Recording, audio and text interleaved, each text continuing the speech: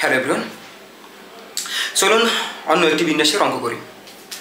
যখন একই উপাদান একাধিকবার থাকবে তখন ভিন্ন সূত্র ব্যবহার করে বিন্যাসের অঙ্ক করতে হবে। যেমন আমরা প্রথমে অঙ্ক করেছিলাম NPR, কিন্তু এটা কখন ইউজ করতে হবে?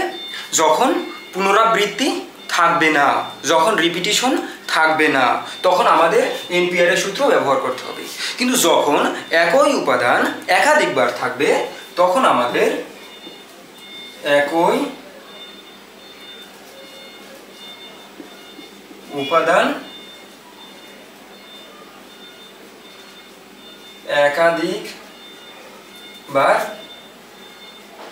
থাকবে, তাহলে এটা সূত্র হবে n factorial by p factorial q factorial r factorial.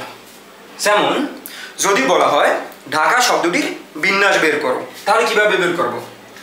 দেখুন DHAKA, এই ঢাকা শব্দটিতে টোটাল 5টি বর্ণ বা লেটার আছে, কিন্তু দেখুন 2টা এ আছে, তার মানে একটি উপাদান একাধিকবার আছে। তাহলে আমাদের কোন সূত্র ইউজ করতে হবে? এই যে এই সূত্রটা।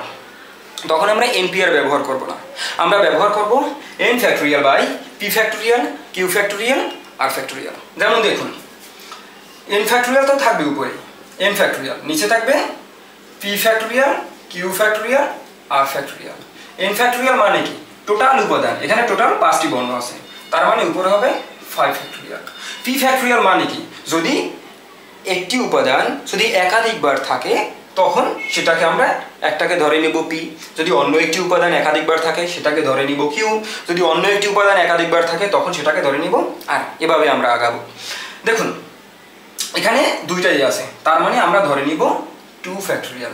যেহেতু এখানে একই বর্ণ 2বার আছে, একই লেটার 2বার আছে, সেজন্য আমরা লিখব 2 ফ্যাক্টোরিয়াল। এখানে বাকি যে 3টি লেটার বা বর্ণ আছে সেগুলো সম্পূর্ণ আলাদা, একটার সাথে অন্যটা মিলছে না।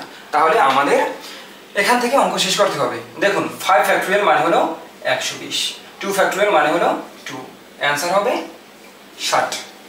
এখন যারা বুঝবেন না যে 5 ফ্যাক্টোরিয়াল মানে কিভাবে 120 হলো, তাদের জন্য বলছি।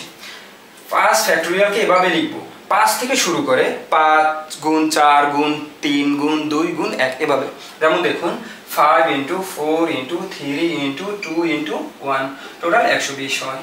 আবার 2 ফ্যাক্টোরিয়াল থেকে কিভাবে 2 হলো, দেখুন 2 ফ্যাক্টোরিয়াল মানে হলো 2 থেকে 1 পর্যন্ত যাব, 2 × 1 = 2।